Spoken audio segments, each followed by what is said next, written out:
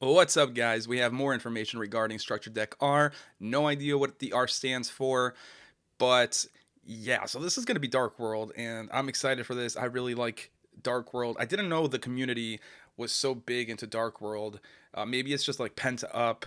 Um, Pent up needs or wants from the community because we've been getting so much crap, and I mean this is some really cool support here. So before that though, make sure you guys do follow me on Twitter. You can see my username here. I also put like a little graphic if I don't forget in post. I'm trying to grow the community, and my next giveaway should be bigger. I'm gonna be doing my collection. I want to. This is actually kind of more for me. I started collecting like 2 years ago, and I kind of want to have like a little time capsule of how I'm doing in the collection, in how many rare cards I have, right? And I kind of want to give away something to the community. It's also going to be my 100 sub special, so just look out for that. Hopefully, I have find some time in the weekend. But enough of that. Let's talk about Structure Deck R Devil's Gate. I already love the name. It's going to be renamed, of course, in the TCG, but whatever, I guess, right? All right, so this guy, this bad boy here, his name is Rainbow, Supreme Overlord of the Dark World, level 8 Dark Fiend. All Dark Worlds are Dark Fiend. That is standard. So effect number 1, you can special summon this card from your graveyard by returning one level 7 or lower Dark World monster you control to the hand, and I think that is gold and silver. And of course the other kind of supporting Dark World cards. Yeah, this guy's level 5. That's pretty crazy, actually. So I'm guessing Silva is going to be about level 5, right? Do we have Silva? Silva, there we go. If you guys don't know, so it is two L's. All these Dark World cards have a play on a color. So Silva is a play on silver. Then we have gold, which I mean it's obviously gold with two D's. Brown, or maybe brow is brown.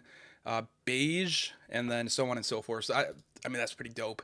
But it seems like all these kind of like these lower tier Dark World fodder at this. I mean, we can probably call them that at this point, are all below level 7. So we can target a lot of stuff here to get this big boy out on the field. Effect number 2, if this card is discarded by card effects by a card effect and sent to the graveyard, you can add one level 5 or higher Dark World monster from your deck to your hand. Really good search effect because that is going to be your searcher for silver and gold. All right, so that's pretty decent. Except so you can't search this guy himself, right? I guess that prevents recursion. Pretty smart on Konami's part. Then if it was discarded by your opponents, you can special summon one level 4 or lower Dark World monster from your deck or graveyard to either field. I think that's interesting because there should be some Dark Worlds that kind of have beneficial effects if they are on your opponent's side of the field. I'm blanking on which ones right now, but that is pretty cool. That is actually pretty fucking decent. So again, we're gonna kind of talk more. We're gonna go a little bit more in depth in Dark World. I don't expect everyone to know what these Dark World cards do, so we're gonna go ahead and read this. If this card is discarded to the graveyard by a card effect, if it was discarded by your from your hand to your graveyard by an opponent's card effect, you can target up to 2 cards your opponent controls, special summon this card from the graveyard, then destroy those effects. So basically, it's very, very confusing, actually. I don't know why it's worded this way, but basically, if it's discarded, you special summon the monster itself. If it's discarded because your opponent of one of your opponent's effects, then it gains the secondary effect where it destroys 2 cards on the field, which is pretty decent, right? And that's the whole shtick of Dark World. If they are discarded, they're reborn, and if they are discarded by your opponent effect, they get an even more powerful effect, which is pretty darn cool. That's why I love this archetype. I mean, also they look pretty badass, but yeah, this is pretty decent. It's a searcher. It special summons himself, and it can also special summon one level 4 lower Dark World, and also place them in your opponent's side of the field, so you can kind of cheese them. So let's move on here because this one is a little bit more controversial. It's a fusion Dark World card, which I'm not too happy about personally. I think the consensus is also Actually, it might be a little bit split.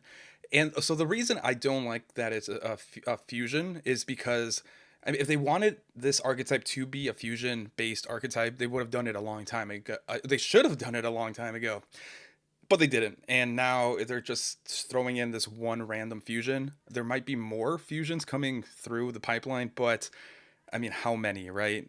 Eh, I just don't like this personally. But this guy's name is 𝗦𝗦𝗣𝗦𝗢𝗧, Dragon Overlord of the Dark World, level 10, Dark Fiend, Fusion Effect. 𝗦𝗦𝗣𝗦, so you need 𝗦𝗦𝗣𝗦, Dragon Lord of the Dark World, +1 Dark Monster. So it's super poly target, which is pretty decent. You can only use the no, effect number 1 of this card's name per turn. Effect number 1, when your opponent activates a normal spell or trap or monster effect, quick effect, you can make this effect become your opponent discards 1 card. And this is what I'm talking about here. That's kind of why I spent some time kind of showing you what Dark Worlds do, because this effect is actually pretty fucking awesome. Not only is it kind of not a negate, it's not really, which is actually, I would say, a more powerful negate, because some cards, like they might say they cannot be negated, for example. This doesn't negate, which is really good, but it does change the effect. And that effect is your opponent discards 1 card, and it's not one random card. You choose the card, correct? So you can force your opponent to force you to discard, for example, gold, and then pop 2 cards. In other words, when your opponent tries to activate an effect, they cannot activate the effect, and then you can pop 2.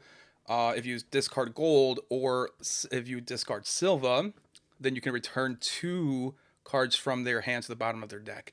That is insane, guys. This card is insane. I love it, but again, I just don't like that as a fusion, because they should have done it a long time ago, my opinion. But moving on here, effect number 2. If this fusion summoned card leaves the field by your opponent, you can special summon one 𝗦𝗦𝗣𝗦𝗢𝗏, Dragon Lord of the Dark World. That's a mouthful. That is banished or in your graveyard. Then each player discards 1 card. Which, holy shit, this card is actually pretty decent. It floats. You get to get back your 𝗦𝗦𝗣𝗏, Dragon Lord of the Dark World. Which, is it this one? No, that's Rainbow. Who is 𝗦𝗦𝗣𝗏? I'm interested. I'm getting hard here. But yeah, and then you discard a card. This is an amazing card. It just, it kind of sucks. It's a fusion. Quick play, Dark World Puppeteering. You can only activate 1 card with this card's name per turn. Target up to 3 cards in your graveyard, in any graveyards. That's okay. So you can kind of disrupt your opponent, and that's pretty decent because Despia is a thing, right? And yeah, I like it. Banish them, then discard 1 fiend monster. So again, the discard effect is not really a negative in Dark World. It's really a plus. So I like it. I dig it. Effect number 2, during your main phase, except the turn this card was into your graveyard, you can banish this card from your graveyard and target one of your banished fiend monsters and add it to your hand. So it's just recurses back your fiends. It's all right. I mean, I dig it. It's also a quick play, actually. So that's interesting. That's pretty cool. You can definitely disrupt your opponent on their turn. Dark World Accession. Quick play spell. You can use the effect number 1 and effect number 2 of this card's name once per turn. During the main phase, fusion summon 1 fiend monster from your extra deck by banishing fusion materials listed on it from your field and or graveyard. If summoning a Dark World fusion monster this way, you can also discard monsters from your hand as materials. So it is a more powerful miracle fusion because you can also discard monsters. And again, and I want to stress this, in case you guys don't know what Dark Worlds do, discarding is good. It's a really good card. But the thing is, again, right now there's only 1 target. I just don't know why they're forcing fusions into things, just extra deck monsters in general. Why are they forcing it on archetypes that don't necessarily need it, right? So if we ever do get pyro support, specifically for the Blaze Accelerator, why am I blanking on the name? Axel's deck, we might actually get some fusion or extra deck monsters, which I'm not too happy about because his deck never had extra deck monsters, and them kind of forcing extra deck monsters where it doesn't need to be does kind of rub me the wrong way personally, but I'll live. Effect number 2, during your main phase, if this card is in your graveyard, you can add it to your hand, then discard 1 Dark World monster recursion, and then again, that discard effect is good in this deck. So, great support. Personally, I do like finding kind of positives in stuff like this, since Dark Worlds are getting fusion support, and I personally love heroes, and I also personally want to make evil heroes good. I'm kind of thinking if we can splash in evil heroes into Dark World. I mean, we have Dark Fusion, which is a generic it's a generic fusion card for fiends, and it does give protection to that monster. So the effect is fusion summon one fusion monster from the extra deck. Using monsters in your hand or field as fusion materials, your opponent cannot target it with card effects this turn. Decent. If you try to summon, what's his face, Grapha, Dragon Overlord of the Dark World, your opponent cannot, they cannot target it with Forbidden Droplet, for example, or even Infinite Impermanence. So, I mean, can we work something there? I'm gonna lean towards, I'm gonna at least experiment with it. But that's gonna be the video, guys. Make sure you guys leave a like, comment, and subscribe. Go ahead and follow me on Twitter, and I will catch you guys in the next one.